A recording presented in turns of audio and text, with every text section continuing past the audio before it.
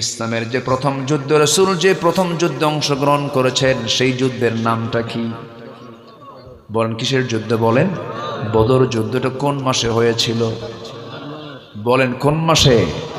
রমজান মাসে। যে বছর প্রথম রোজা ফরজ হয়, প্রথম রমজানের বছরে, যে বছর রমজানের রোজা ফরজ হয়ে যায়, যে বছর আয়াতটা নাযিল হলো কুতিবা আলাইকুমুস সিয়াম কামা কুতিবা আলাল্লাযীনা মিন ক্বাবলিকুম লাআল্লাকুম তাত্তাকুন।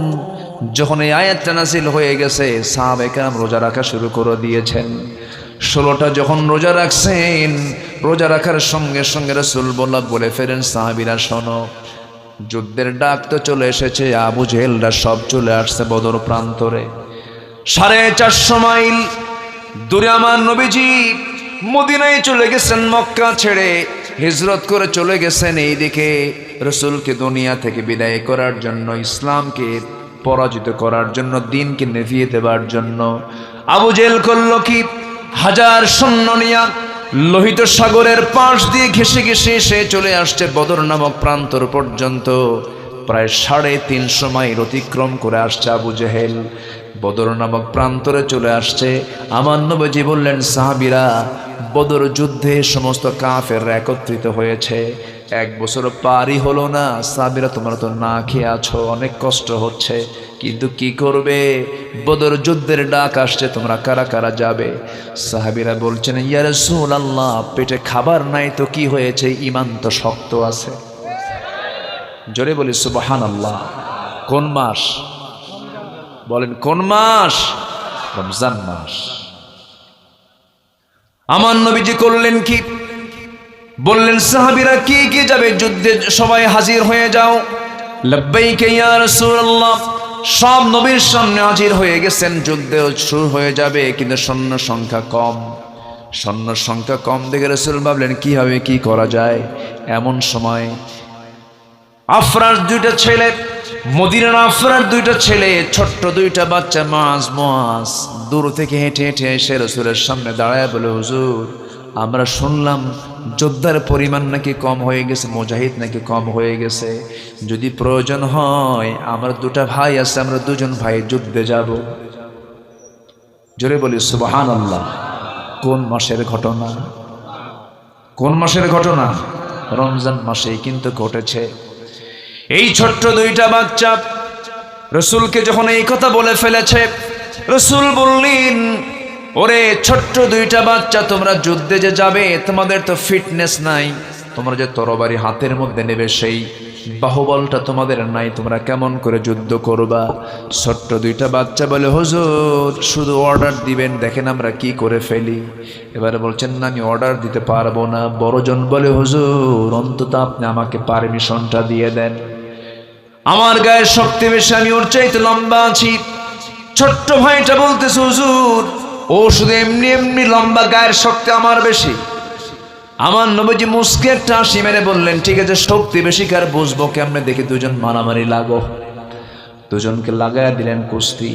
2জন যখন কুস্তি লেগে গেছে, বড়জন ছোটজনকে নিচে ফেলে দিয়ে চুপ করে বসে আছে পড়ে। ছোটজন চোখটিমি মেরে কানের মধ্যে মুখ ঢুকায় বলে, ভাই, তুই একসঙ্গে খাস, একসঙ্গে ঘুমাস, একসঙ্গে খেলিস, একা একা যুদ্ধে যাবি কেন? গায়ের শক্তি একটু কমায় দে। সুবহানাল্লাহ বলে, গায়ের শক্তি একটু কমায় দে। গায়ের শক্তি কমায় দিয়েছে। লাফ মেরে আবার ছোট ভাই বড় ভাইয়ের বুকুর উপরে বসে বলছে, হুজুর, এই যে আমি ওর উপরে উঠে বসে আছি, শক্তি ওর চাইতে আমার বেশি। নবীজি আমার মুস্কি মুস্কি হাসি মারতেছেন, কিন্তু তার চোখে পানি চলে আসছে। ছোট্ট 2টা বাচ্চাকে আস্তে করে বগলের কাছে নিয়ে আকাশের দিকে তাকায় বলছেন, আল্লাহ, গায়ের শক্তি নাই কিন্তু ইমানের জোর আছে। আমি এই 2জনকে পারমিশন দিয়ে দিলাম। 11 বছর 13 বছর। কি বুড়া মানুষ? মোষ আছে, দাঁড়িয়ে আছে। আমার নবীজি যুদ্ধের পারমিশন পর্যন্ত দিয়ে দিয়েছেন। এই ছোট্ট 2টা বাচ্চা অংশগ্রহণ করলো যুদ্ধের ময়দানে। আমার নবীজি হাজির হয়ে গেলেন। 313 জনের মধ্যে এই 2টা বাচ্চাও ছিল। যুদ্ধ যখন শুরু হবে, প্রথম কাতারে মাঝখান বরাবর ছোট্ট 2টা বাচ্চা দাঁড়ায় গেছে। এই ছোট্ট দুইটা বাচ্চা এক সাহাবীকে ডাক দিয়ে বলছো, ও চাচা, একটা পরিচয় আপনার কাছ থেকে নেব। কি পরিচয় নেবা বলো? আবু জেহেল কই? সুবহানাল্লাহ বলবেন না? সেই সাহাবী আশ্চর্য হয়ে বলছে, ছোট্ট দুইটা বাচ্চা আবু জেহেল দিয়ে কি করবে? বলতেছে, আবু জেহেল দিয়ে তোমরা কি করবা? আবু জেহেলকে দাও, খুঁজো কেন? এই ছোট্ট দুইটা বাচ্চা বলতেছে, শুনেছি এই লোকটা নাকি রাসূলকে সবচাইতে বেশি কষ্ট দিয়েছে। কি মোহাব্বত, কি ভালোবাসা নবীর উপরে ছোট্ট দুইটা বাচ্চার। সাহাবী আর আশ্চর্য হয়ে বলছি, তো কি হয়েছে, তোমরা কি করবে বলো? কে শুনেছি এই আবু জেহেল নাকি রাসূলকে ধাক্কা মেরে মক্কা থেকে বের করে দিয়েছে, রাসূলকে রক্তাক্ত করে দিয়েছে, রাসূলকে ডিস্টার্ব করেছে, রাসূলের ফ্যামিলিকে ডিস্টার্ব করেছে। যদি একটু পরিচয় করে দিতাম, আমরা দুজন ভাই মিলে ওই শয়তানকে দুনিয়া থেকে বিদায় করে দিতাম। সঙ্গে সঙ্গে সাহাবী বলতেছে, ও আফরার ছেলে দয় মুআজ, মুআজ ওই যে ঘোড়ার পিঠে বসে আছে, চতুর্দিকে সৈন্যবাহিনী তাকে পাহারা দিচ্ছে, সাবধান। ওটাই কিন্তু কাফেরদের নেতা আবু জেহেল, কুরাইশদের নেতা আবু জেহেল। বলতে দেরি হলো, যেতে দেরি হলো না, সিংহের মতো গর্জন দিয়া বাস পাখির মতো উড়ন্ত হয়ে আবু জেহেলের দুই পাশে ছোট্ট দুইটা বাচ্চা দাঁড়ায় গেছে। ছোট্ট দুইটা বাচ্চা দাঁড়ায় গেছে, পজিশন নিয়ে দাঁড়ায় গেছে, কিন্তু ছোট্ট বাচ্চা মনে করে কেউ এইদিকে তাকায় নাই, মনেই করে না এটা কোন পক্ষের মানুষ। ছোট্ট দুইটা তরবারি নিয়ে ছোট্ট দুইটা মানুষ দুই দিকে পজিশন নিয়া আল্লাহু আকবার সজোরে বলে দুই পায়ে যে ওই আঘাত করেছে আবু জেহেল, ধরাশয়ী হয়ে জমিনে পড়ে গেছে, আর কোমর সোজা করে আবু জেহেল আর দাঁড়াতে পারে নাই। জোরে বলি আল্লাহু আকবার, আর জোরে বলি আল্লাহু আকবার। ফেরাউনকে খতম করেছেন নীল দরিয়ায় পানিতে চুবাইয়া, নমরুদকে খতম করেছেন মশার কামড় দিয়া, আবু জেহেলকে খতম করেছেন শিশু বাচ্চার হাতের আঘাত দিয়া। আল্লাহু আকবার। বড় ভাই মুআজকে ধরে ফেলল, কাফেররা চতুর্দিক থেকে ঘেরাও করি, ডান হাতে তরবারি ছিল, একটা আঘাত করলো, এক আঘাতে তার ডান হাতটা চামড়ার সঙ্গে ঝুলতে লাগলো, তরবারি ঝনঝন করে পড়ে গেছে। দৌড় মেরে গিয়ে বাম হাতে তরবারি তুলে নিয়েছে, বাম হাতে যুদ্ধ চালায়। সবার বগলের নিচে ছোট্ট বাচ্চা পড়ে থাকে, 11 বছর 13 বছর, যুদ্ধ করবে কেমনে? ডান হাতটা ঝুলন্ত চামড়ার সঙ্গে ঝুলতেছি, যুদ্ধ করতে ডিস্টার্ব হচ্ছে, ঝুলন্ত হাতটা সে বারবার বাম হাতে ধাক্কা খায়, তরবারি চালাতে ডিস্টার্ব হয় মনে করে।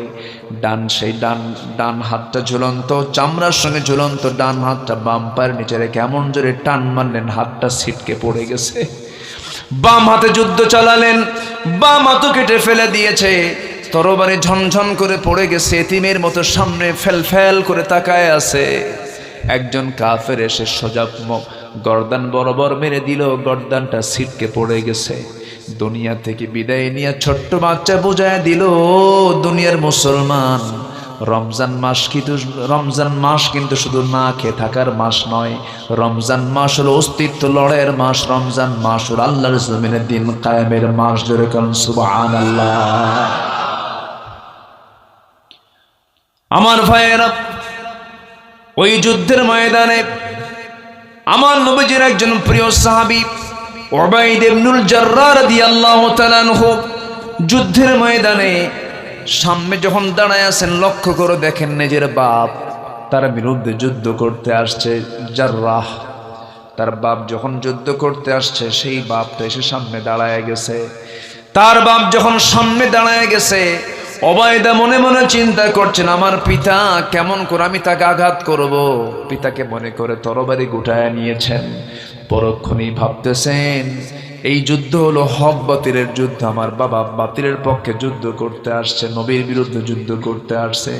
রমজান মাস হলো হক বাতিল চেনার মাস, আমি যদি আমার আব্বাকে আজকে আব্বা মনে করে ছেড়ে দেই, যদি শত্রু না মনে করি, কিয়ামতের দিন আমাকে মুনাফিকের কাতারে দাঁড় হতে হবে। কি দুঃখজনক কথা, আমার দেশে আজকে এমন কিছু দুঃখজনক হিস্টোরি আছে,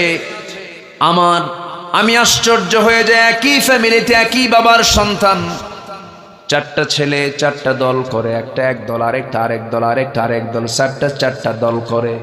যে দল ক্ষমতায় যায় সেই ভাইটা বাকি তিন ভাইকে বলে, শোনো, দল তো আমার ক্ষমতায় আছে, আমি দেখতেছি তোদের তিনজনকে, যখন তোরা ক্ষমতায় আসবে আমার দেখবি আল্লাহ এদেরকে কোন জান্নাতে নেবে, কোন জান্নাতে নেবে আল্লাহ। কথা কি বোঝা যায়? দুনিয়ার সুবিধা যারা পেতে চাবে তারা আখিরাতের সুবিধা পাবে না। দুনিয়াতে যাদের প্রভাব কম, আখিরাতে তাদের প্রভাব বেশি হবে। দুনিয়াতে যার মূল্য কম, আখিরাতে তার মূল্য বেশি হয়ে যাবে। আল্লাহ তুমি সবাইকে বোঝার তৌফিক দাও। জোরে বলি আমিন। আমাদের ঈমানটা ওমরের মতো হওয়া দরকার, আমাদের ঈমানটা আলীর মতো হওয়া দরকার, আমাদের ঈমানটা ওসমানের মতো হওয়া দরকার। আমাদের ওসমান আছে না নাই? আলী আছে না নাই? আবু বকর আছে না নাই? আলী আছে না নাই? আমাদের মডেল খোঁজার জন্য অন্য কোথাও যাওয়া লাগবে না। আবু বকরের মতো দৃঢ়তা, ওমরের মতো সাহস, আলীর মতো বীর, ওসমানের মতো দানবীর আর ধৈর্যশীল হলেই আমাদের বিজয় নিশ্চিত হয়ে যাবে।